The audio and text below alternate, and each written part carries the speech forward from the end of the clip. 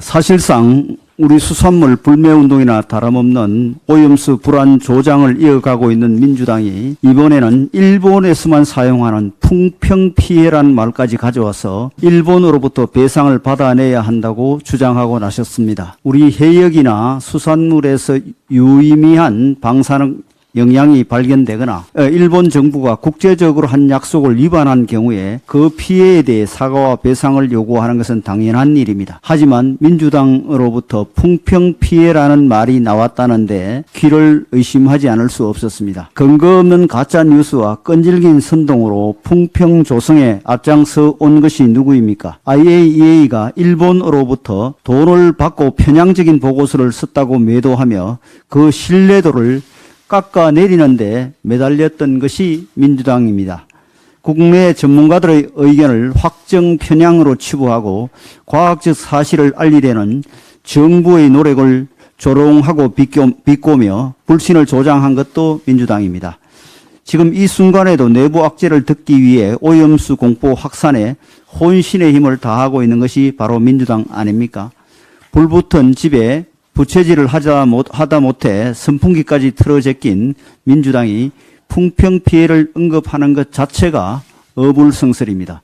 그러면서 어업인들의 피해 보전을 위한 지원금 지급과 일본의 구상권을 청구하기 위한 특별법을 당론으로 추진하겠다는데 순서가 잘못되어도 한참 잘못되었습니다. 민주당이 지금 해야 할 일은 불순한 의도로 막무가내 선동을 멈추고 객관적 데이터와 팩트를 기반으로 국민을 안심시켜 수산업자들과 관련 종사자들의 추가적인 피해를 막는 것입니다. 이에 더해 그동안의 비과학적 선동에 대해 공개적으로 사과함으로써 지금까지의 민주당발 풍평도 결자 해지해야 합니다. 선동을 지속하고 가짜뉴스를 계속 확산시키면서 어민과 수산업자들의 분노는 돈으로 틀어막으면 된다고 생각한다면 이는 명백한 착각이며 국민을 한참 무시하는 발상입니다.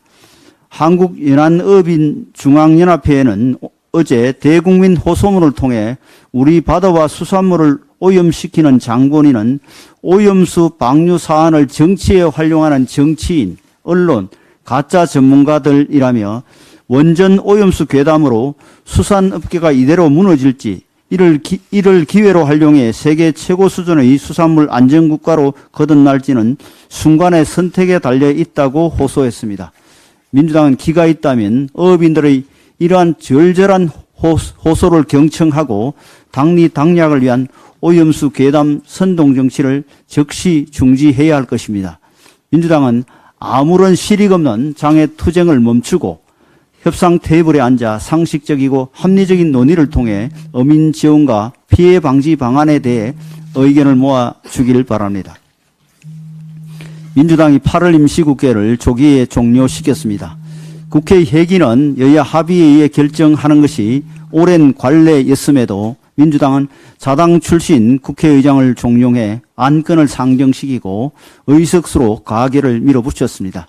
지금까지 다수당이 쟁점 법안을 일방 처리할 때 필리버스터에 대응하기 위해서 회기를 조정한 적은 있었지만 체포동의안 표결을 피하고자 회기 쪼개기를 강행한 것은 전대미문의 일입니다.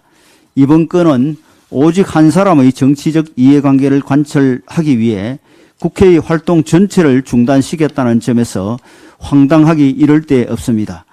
이는 결코 민주당에게 다수 의석을 준 국민의 뜻에 부응하지 않는 국회 권력의 남용이며 입법 독재입니다. 또한 지금까지 민주당이 방탄이 필요할 때마다 민생을 내세워 임시국회를 소집해 왔습니다. 지금까지 민주당이 부결시킨 체포동의안만 무려 4건으로 국민이 더 이상 민주당의 방탄 만행을 용납하지 않을 것을 알자 비회기 영장 청구라는 기상천외한 빌미를 만들어 새로운 방탄 꼼수를 쓰고 있다는 것을 국민들께서 모를 리 없습니다.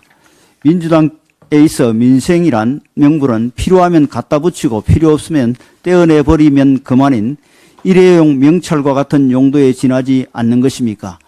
민주당의 자의적 핵이 축소 폭거는 결국 친명계와 비명계의 갈등을 불러올 세포 동의안 표결을 피하기 위한 것으로 자당의 당내 갈등을 봉합하기 위해 국회의 오랜 관행과 선례를 한순간에 파괴하는 반의회주의적 폭거입니다.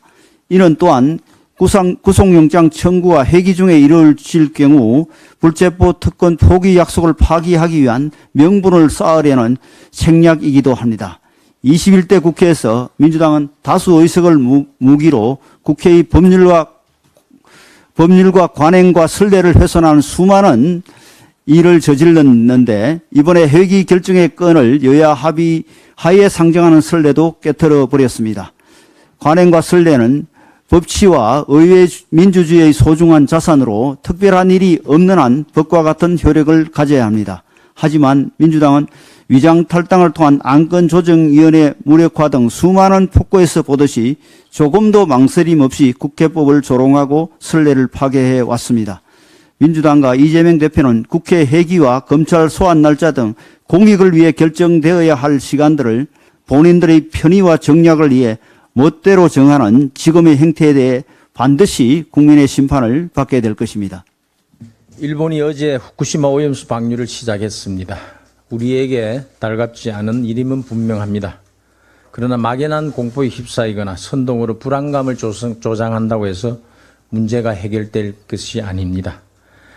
오염수 방류는 과학에 근거해야 하고 국제 기준에 따라 이루어져야 합니다.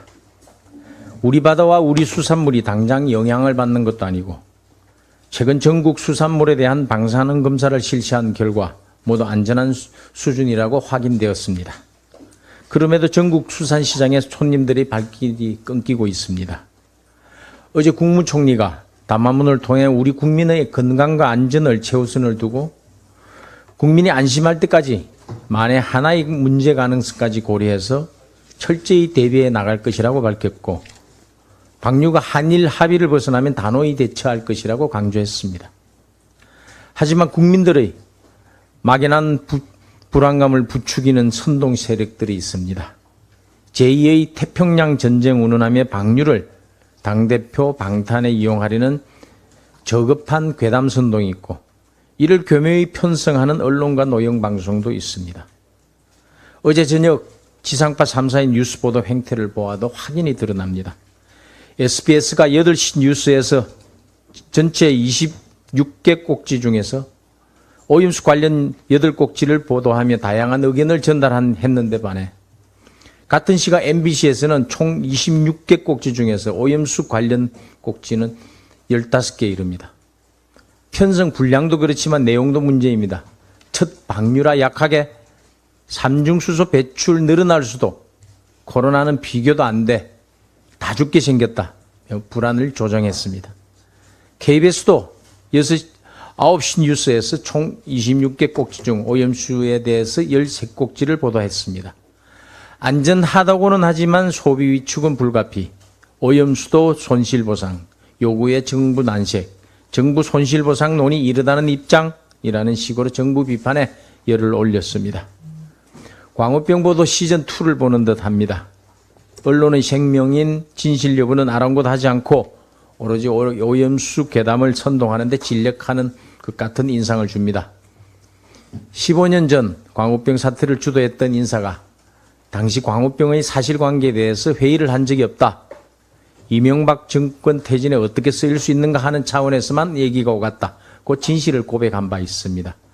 이번 후쿠시마 오염수 방류에서도 마찬가지 아닌지 자신들을 들여다봐야 할 것입니다.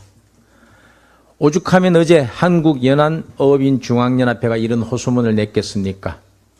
우리 바다와 수산물을 오염시키는 장본인은 오염수 방류를 정치에 활용하는 정치인, 언론, 가짜 전문가들이다. 우리 바다, 우리 수산물은 안전하다. 수산업계 미래가 원전 오염수 괴담으로 무너져서는 안 된다라고 절규했습니다. 선동 세력들이 광우병 시즌2를 열려고 해봤자 소용없을 것입니다. 광우병 때는 UFO처럼 확인되지 않는 괴담으로 선동했지만 이번 후쿠시마 방류 문제는 수치로 입증되는 과학이 버티고 있습니다. 괴담으로 수치를 이길 수 없습니다. 국민들은 아무런 과학적 근거가 없는 거짓 선동에 더 이상 속지 않을 것입니다. 국민과 정부는 국민 안전이 다시 읽겠습니다. 국민의힘과 정부는 국민 안전이 최우선이라는 원칙에 변함이 없고 우리 국민이 안심할 때까지 모든 조치를 다해 나갈 것임을 다시 한번 약속드립니다. 국민 혈세 48억 원을 들여 공산주의 영웅 정율성을 기념하는 공원을 짓겠다는 데 대해 논란이 커지고 있습니다.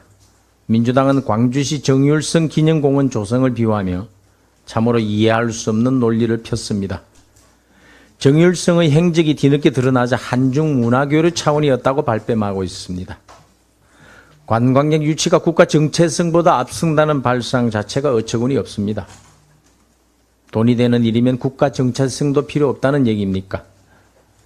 단순 문화교류 차원이 아니라 정율성의 영웅화 시도가 더 문제입니다. 지난 2017년 12월 문재인 전 대통령이 베이징 대연설에서 한중 우호를 강조하면서 중국 영웅이라며 3명을 거론했습니다.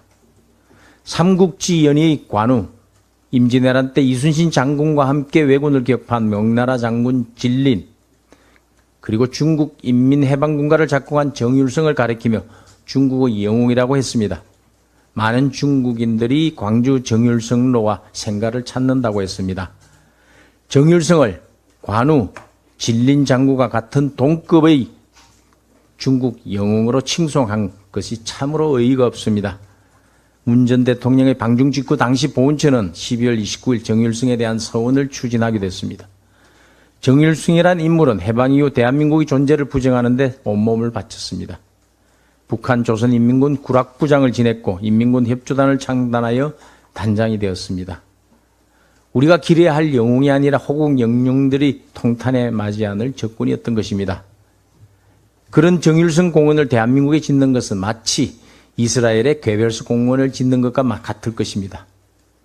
민주당은 백선엽 장군에 대해서는 파묘법까지 발의하며 전쟁 영웅을 욕보였습니다. 북한과 중국 인민군 군가를 작곡한 인물을 칭송하는 것은 있을 수도 없고 있을 수도 안 되는 일입니다. 정율성 공원 조성 계획은 즉각 철회되어야 합니다. 어제 여야 의원 44명이 개식용 종식을 위한 초당적 의원 모임을 발족했습니다.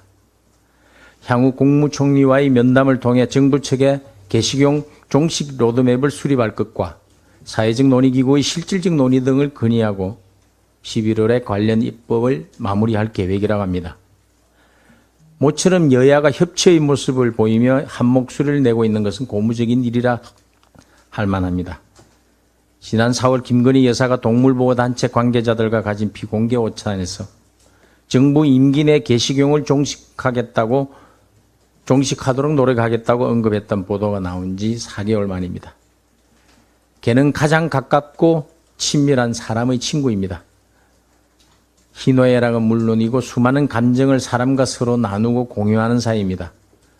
젊은 세대들에게는 동고동락하며 함께 자란 형제자매이고 자식들을 출가시킨 어르신들에게는 헛헛한 자리를 메워주는 아들, 딸입니다.